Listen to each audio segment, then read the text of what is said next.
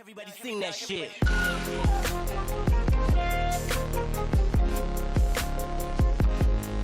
Shit. 맞습니다. 166페이지 펴시고, 자, 이번 시간에는 현대 사회가 어떻게 발전해왔고 미래에는 어떻게 될 것인가를 주제로 얘기를 하는데, 첫 번째, 이렇게 적을까? 자, 현대 사회의 변화, 두 번째, 현대 사회의 변화. 현대 사회의 변화. 자, 우리 사회가 여러 가지 혁명을 거치면서 변화해 왔는데요. 여러분, 제1의 물결, 2의 물결, 3의 물결, 이런 말 들어봤습니까? 인류의 역사상 가장 첫 번째 나타난 혁명이 뭘까요? 사람들이 예전에는 막 채집이랑 사냥하면서 다니다가 뭘 일구기 시작했어. 뭘 일궈? 농사를 짓기 시작합니다. 그것을 농업혁명이라고 부르고요. 그 사회를 농업사회 이렇게 부르는 거죠. 이게 제1의 혁명, 제1의 물결 이렇게 부르기도 해요. 자, 이런 농업사회가 지속되다가 두 번째로 어떤 혁명이 발생하면서 사회는 산업사회라고 하는 것으로 바뀌게 됩니다. 무슨 혁명을 통해서? 산업혁명을 통해서 이런 산업사회로 나아가게 된 거죠. 이제 기계식, 공장제, 공업 이런 것들이 만들어지게 됩니다. 그리고 오늘날에는 제3의 물결이라고 하는 정보사회로 넘어가게 됩니다. 정보사회. 그래서 이제 컴퓨터, 인터넷을 통한 업무, 생활 양식 이런 것들이 보급화되게 된 거죠. 요즘에는 제4의 물결, 내지는 제4차 산업혁명이라 해가지고 왜 AI라든지 빅데이터라든지 이런 사회가 도래하고 있다라고도 얘기하고 있어. 그러니까 여러분들은 더욱더 미래 사회에 대해서 예측을 잘 해야 되는 시기이고, 지금은 여기까지만 좀 볼게요. 정보사회까지. 이 정보사회의 특징들을 몇 가지만 적어 보겠습니다. 첫 번째,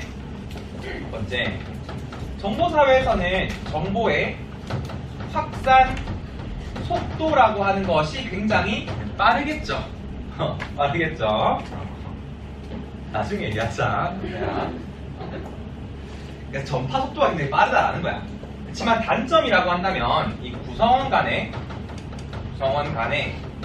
익명성이라고 하는 것이 굉장히 높아진다라는 거야. 우리 육반 익명성이 뭘까요? 익명성. 그러니까 사람들 간의 이름을 모르는 그런 상태를 얘기하는 건데, 이런 익명성이 높아지면서 악성 댓글이라든지 사생활 침해라든지 이런 문제가 발생하고 있는 거죠. 자, 세 번째, 자, 이 정보사회에서는 구성원의 다원성이라고 하는 것이 굉장히 높아집니다. 각자의 다양한 개성을 존중해 준다는 거죠. 너희 왜? 왜? 자, 그리고 이걸 다른 말로 하면 직업의 어떤 이질성 정도라고 할까요? 이런 것이 높아진다라고도 얘기해. 다원성이 뭐라고? 다원성이 이제 사람들의 개성이 다양해진다는 거야. 그리고 이렇게 개성이 다양해지다 보니까 직업의 종류도 다양해지고 이질성이 높아진다를 표현하겠죠. 자, 여기서 쌤이 써준 세 개는 정보사회의 특징들이야. 정보사회. 자, 두 번째 적을게. 두 번째는 가정과 일터의 결합 정도. 이걸 제일 많이 물어봅니다. 가정과 일터의 결합 정도에 따라서 사회를 구분한다면, 일단 산업사회가 제일 낮고요. 그 다음 정보사회고요. 마지막으로 농업사회입니다. 여러분, 농업사회는 가정과 일터가 그냥 완전히 결합돼 있어. 집에서 가내 수공업 하고요. 그 다음 집 밖에 바로 나가면 농장이 있어가지고 농사를 짓기도 하고요. 이런 게 농업사회였어. 근데 얘들아, 중요한 거는 산업사회랑 정보사회를 비교했을 때 왜 정보사회가 더 결합 정도가 높을까? 그렇지. 정보사회에서는 이 인터넷을 통한 자택근무라고 하는 것이 가능하기 때문에 그렇습니다. 자택근무가 가능하기 때문에 결합 정도가 조금 높은 거죠. 산업사회는 직장에 출근해서 일해야 되잖아. 그러니까 가장 분리 정도가 높다 얘기하고요. 이렇게 정리하시고, 자, 마지막으로, 예를 들어서 반려재의 비중 정도에 따라 구분한다면, 반려재 비중 내지는 소품종 대량 생산 양식이 가장 대표적인 사회가 어떤 사회인가? 이렇게 물으면 그래서 우리 이 산업, 정보, 농업 사회 중에서 관료제 비중이 높은 게 어떤 사회일까? 가장 이렇게 형식화된 방식으로 일을 처리하고 지위가 명확히 나눠져 있고 똑같은 제품을 반복적으로 찍어내고 이런 사회는 산업 사회가 가장 높겠죠. 얘는 정보 사회보다 산업 사회의 특징이 됩니다. 이렇게 세 가지만 정리하시면 웬만한 문제를 다 풀 수 있을 것 같아요. 자, 그러면 수능 특강을 좀 보세요. 자, 수특에 169페이지의 밑에 문제를 볼까? 169페이지의 닮은 꼴 문제를 볼까요? 자, 이거 냈습니다. 얘들아. 요거 냈다고요. 169페이지의 닮은 꼴 문제 이거 냈습니다. 맞추세요.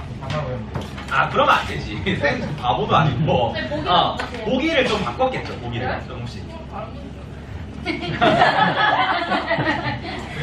정확한 지적인데, 그러니까 요거를 섞어서 냈다는 거야. 다 맞출 수 있어. 그래프도 똑같고. 자, A, B의 일반적 특징을 비교한 것이다. 옳은 설명 고른 것은. 자, 먼저 대면 접촉 비중이 더 높은 A가 뭘까요? 대면 접촉이라는 건 얼굴을 직접 마주 본다는 건데 산업 사회가 더 높겠죠. 그럼 A에다가 산업 사회 적으시고, 정보 사회는 비대면 접촉이 주가 이루어질 거야. 인터넷을 통해서. 자, 그리고 나서 기억을 봅니다. B에서 부가가치 창출의 주요 원천은 지식과 정보이다. 맞나요? 정보 사회에서 지식과 정보가 원천인 거 맞습니까? 네. 맞아요. 산업 사회에서는 반대로 노동과 자본이 원천이다 이렇게 표현할 거야. 노동과 자본이 원천이다. 그다음 미음 보세요. B와 달리 A는 다품종 소량 생산이 주를 이룬다. 그럼 산업 사회는 다품종이 아니고 소품종 대량 생산 이렇게 고쳐야겠죠. 소품종 대량 생산이다. 그다음 디귿 보세요. 자, 가에 관료제 조직의 비중이 들어갈 수 있다. 이게 들어가면 돼야 돼. 관료제 비중이 높은 건 산업 사회이기 때문에 들어가면 안 되겠다, 그죠? 틀렸고. 리을 보세요. 가의 가정과 일터의 분리 정도는 들어갈 수 없다. 가정과 일터의 분리 정도가 높은 게 뭔데? 그러니까 분리되어 있는 거. 분리되어 있는 것은 산업 사회가 높단 말이야. 그렇지. 그러니까 들어가면 안 되겠죠. 정답은 2번이 됩니다. 풀 수 있겠죠? 다품종 소량 생산하는 것도 있고. 정보 사회죠. 다품종 소량 생산이 이제 정보 사회 특징이 되는 거예요. 다양한, 이거랑 좀 비슷한 표현이라고 보면 돼요. 다원성이 높아진다라는 거랑. 사람들의 어떤 개성을 맞춰주기 위해서 상품도 되게 다양해져야겠지. 그러는 건 이제 정보 사회 특징이 됩니다. 좋은 질문. 자, 그리고 나서 이제 이 단원에서 가장 중요한 문제가 뭐냐면, 끊으시고 두 번째 인구 부양비 문제를 계산하는 게 나옵니다. 인구 부양비 계산 문제. 이게 이번 6월 목표에도 나오더라고. 쌤이 7, 8년 되는 회사생활에서 약간 그래도 느낌을 받았는데, 이번 6월 목평에서 나왔다라는 건 아마 9월 목평이나 수능에도 출제 가능성이 충분히 있다고 생각하거든요. 그러니까 이거 좀 잘 봐주세요. 이런 인구 부양비 문제를 계산할 때에는 마찬가지로 표를 그려야 돼. 자, 첫 번째가 0에서 14세, 두 번째가 15에서 64세, 그리고 65세 이상. 이렇게 표를 그리시고, 예를 들어서 여기를 갑구, 여기를 을구 이렇게 써서 정리를 하는 거야. 그리고 어딜 적으면 좋냐면 170페이지에 3번 볼까요? 170페이지에 3번. 170페이지에 3번 여기를 바탕으로 두고 할게. 자, 이런 문제 풀 때는요, 얘들아, 무조건 여기를 기준으로 둬야 됩니다. 15에서 64세 인구, 여기를 기준으로 둔다는 게 첫 번째야.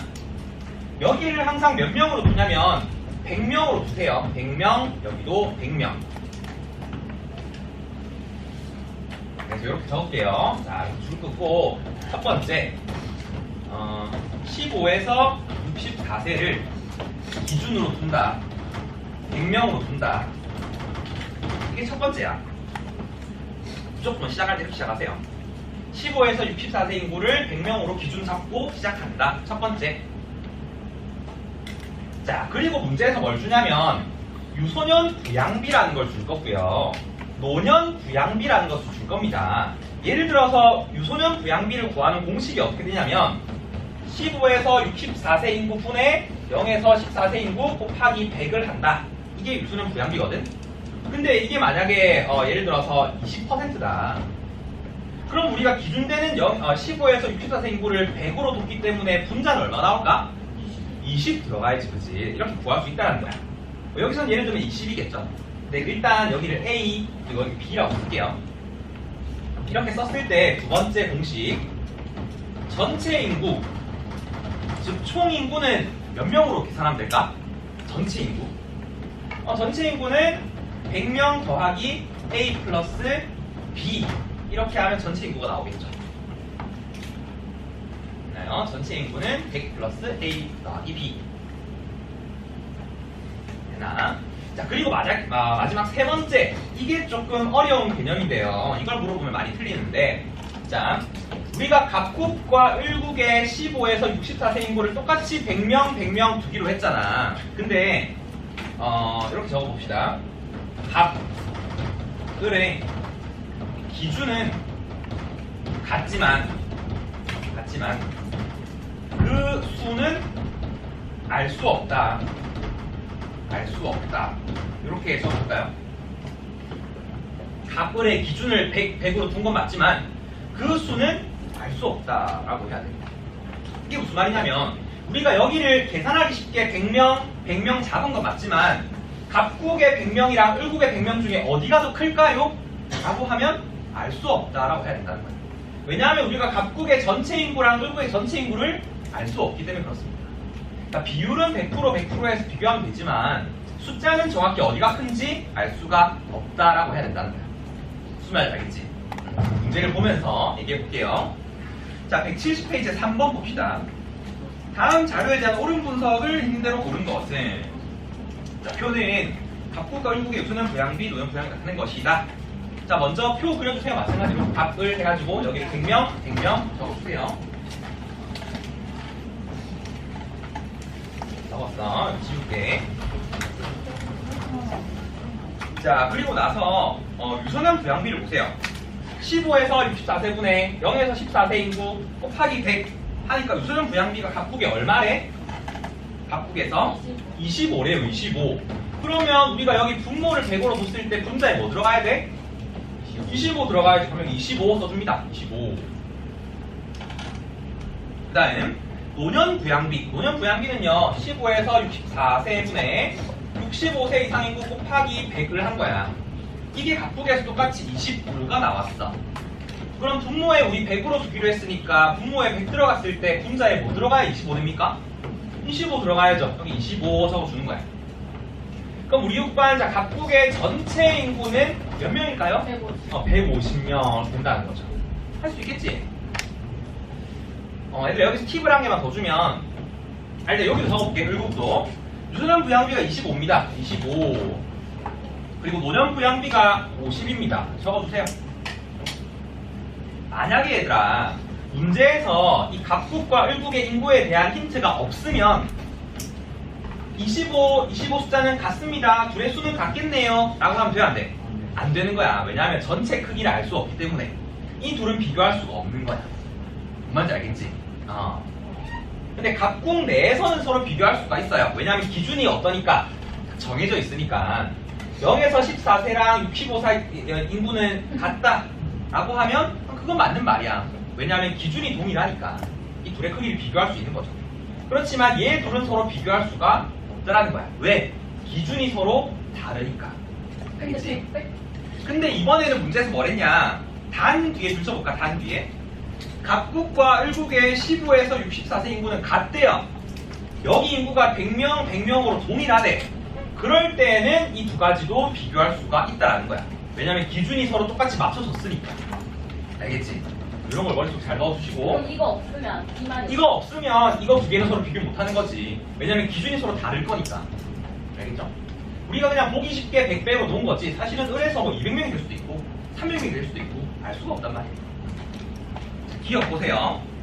65세 이상 인구는 을국이 갑국의 2배이다. 65세 이상 인구 볼까? 을국은 50, 갑국은 25. 2배 맞습니까? 맞아요, 그죠? 동그라미 치시고. 그 다음 B는 갑국과 을국 모두 15, 64세 인구는 총 인구의 50% 미만이다. 자, 15, 64세 인구를 보세요. 100명인데 총 인구가 몇 명? 총 인구가 150명이야. 그러면 50%를 넘는다, 그죠? 틀렸고, 을국도 보세요. 을국의 총 인구 몇 명? 175명인데 여기가 100명이야. 50%를 넘었습니다. 마찬가지로. 그죠? 그래서 틀린 말이야. 둘 다 50%를 넘었네요. 그 다음 디귿. 총 인구에서 0에서 14세가 차지하는 비율은 갑과 을이 같다. 총 인구에서 이게 차지하는 비율, 얘는요 150명 중에 25인 거고, 을국은 175 중에서 25입니다. 이거 서로 같습니까? 아니. 틀렸다, 그죠? 분모가 다르니까 비율은 같지가 않네요. X. 다음 미을 보세요. 0에서 14세 인구에 대한 65세 이상 인구의 비, 을이 갑의 2배이다. 0에서 14세 갑국은요 25고요. 그 중에서 65세 이상 인구는 25야. 을국은 0에서 14세가 25, 65세 이상이 50입니다. 이게 정확히 2배가 되냐고 물어보는 거야. 2배 맞습니까? 네. 맞아요. 그래서 정답이 2번이다라는 거야.